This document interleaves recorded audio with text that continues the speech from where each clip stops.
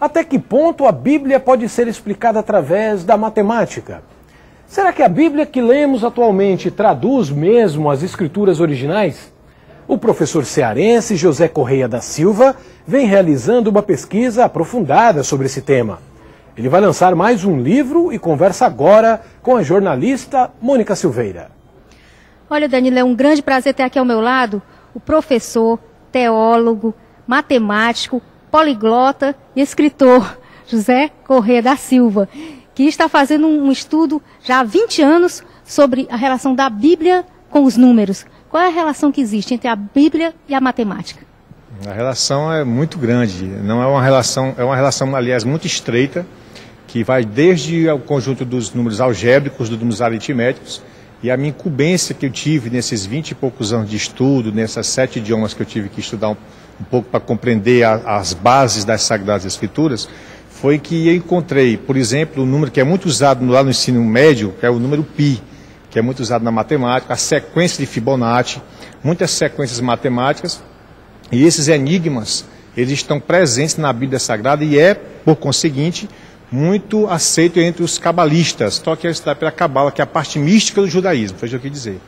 Então a Cabala estuda muito isso, essa presença muito marcante dos números na Bíblia Sagrada. E cada número tem sua significação própria, cada número tem o seu porquê da sua existência. E um dos números que eu encontrei, por exemplo, no capítulo 17 do Evangelho de João em grego, foi que toda essa oração de João, no capítulo 17, ela é basicamente feita do número 7, que no hebraico significa Shivá, que é o número perfeito. Portanto, a oração de Jesus em João 17 seria, então, uma oração perfeita. E que mensagem isso pode trazer em relação aos números? Como a gente pode ler os números hoje e associar com a Bíblia? Pronto, os números, eles são, evidentemente, o conjunto dos números numéricos são infinitos. Então, a partir desse pensamento, eu comecei a entender que Deus, como sendo uma pessoa também infinita, poderia trazer em algum momento da nossa vida uma revelação numérica para nós, como já dizia Kepler, que as leis da natureza nada mais são do que pensamentos matemáticos de Deus. Você vê, por exemplo, que algumas pessoas acham coincidência, mas que não são, a presença, por exemplo, do nome de Jesus no Novo Testamento. Dos seus 27 livros e 260 capítulos de Mateus até o livro do Apocalipse, o nome de Jesus aparece 1189 vezes, o que na verdade daria no hebraico Yeshua, significa Deus é a nossa salvação, que seria o nome dele Yeshua Bas Miriam, que significa Jesus, filho de Maria. E essa significação desse número como Jesus, que é a nossa salvação, tem muito a ver com a contextualização do Novo Testamento. E a partir da matemática, então, é que nós começa-se a desanuviar esses mistérios para nós, pobres mortais. Que mistérios os números podem revelar da Bíblia, por exemplo? O exemplo seria, nós temos, por exemplo, no Antigo Testamento, que é na chamada a Bíblia hebraica, Tanakh, que eu tenho em casa, por conseguinte, a Sturtgartensia, que é baseado no Códice de Leningrado. Você tem os 5 livros de Moisés, os 5 livros de Moshe, que é Moisés no hebraico, o Gênesis, o Êxodo, Levítico, Números e Deuteronômio, que são 5 livros de Moisés, que no hebraico chama-se Bereshit, Shemot, Vaikra, Bemidbar e Devarim. Eu fiz uma suntuosa observação nos livros de Moisés, nesses 5 que eu acabei de citar, e observei que há uma coerência matemática que vem de Gênesis ao livro do meio, que é o livro de Levítico, e de Deuteronômio ao próprio livro de Levítico.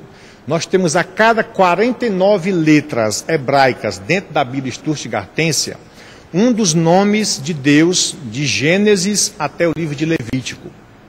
Na sequência, a cada 49 letras, um dos nomes de Deus. Porque no Antigo Testamento hebraico, o nome de Deus é constituído por quatro consoantes. Porque, na verdade, não haviam vogais, só haviam consoantes. Somente os maçoretas, no século X d.C., é que resolveram adicionar as vogais ao texto sacro.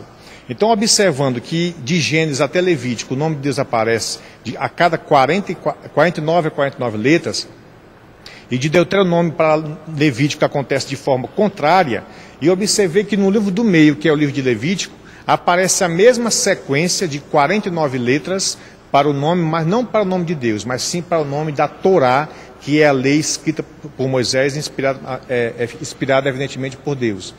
E isso é uma coerência que só nós podemos descobrir a partir de um estudo mais aprofundado dentro da matemática. Você vê que a cada 49, e a raiz de 49, evidentemente, é 7, que é o número perfeito lá na Bíblia hebraica, é o Shivá.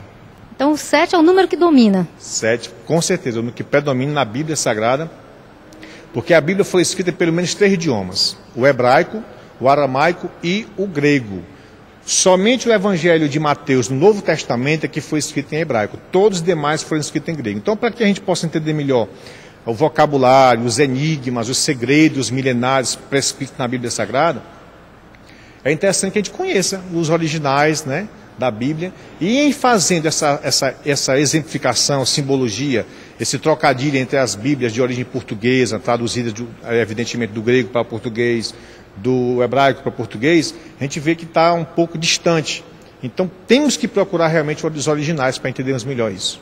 Você fez 54 leituras da Bíblia em vários idiomas para poder compreender a origem realmente. Tem uma diferença muito grande? Com certeza. Foram 20 e quase que 25 anos de pesquisas. Para esse livro, o DNA aritmético da Bíblia Sagrada, eu já havia lido a Bíblia inteira 54 vezes, quais sejam os seus 1.189 capítulos, os seus 31.175 versículos, os seus mais de 697.377 palavras, e na João Ferreira de Almeida, revista e corrigida de 1986, nós temos exatamente 3.566.480 letras. Então a minha curiosidade foi pegar o grego koiné, que era um grego que falava na época de Jesus, o hebraico ivrit, que era o hebraico dos escritores da época de Jesus, escritores modernos, o aramaico, que hoje, infelizmente, só é falado numa parte do mundo, numa comunidade chamada Malula, que fica ao norte da Síria, e o latim, para eu poder estudar a Vulgata Latina, que foi escrita por Jerônimo no ano 400 depois de Cristo, e que só foi revisada pelo Papa Clemente VIII em 1592. Então, para que eu me aprofundasse mais nisso, eu tive que ler, evidentemente, os originais. Agora, evidentemente, por conta da má tradução ou propriamente de umas indicações mal feitas em relação a traduções, a gente pode ver, por exemplo, que o Salmo 23 nós conhecemos errado. Nós nascemos e crescemos, passamos para nossos filhos que o Salmo 23 de Davi, que no hebraico chama David, é o Senhor é meu pastor e nada me faltará. Mas só que no hebraico e no aramaico antigo não se diz isso. Se diz assim: o Senhor é meu pastor, nunca me faltará. Esse primeiro livro aqui que você citou, o DNA aritmético da Bíblia Sagrada, foi feito depois de 54 leituras e agora está sendo lançado o dossiê da Bíblia. O que é que acrescenta a esse livro? Pronto. O dossiê partiu, na verdade eu digo que ele é filho do DNA aritmético da Bíblia Sagrada. Por quê? Porque num dos capítulos desse meu livro, eu trago uma má informação que foi dada a respeito de algumas passagens da Bíblia. Por exemplo, alguns teólogos, inclusive, conhecidos até mundialmente, eles afirmam que na Bíblia existem 365 vezes a palavra não temas.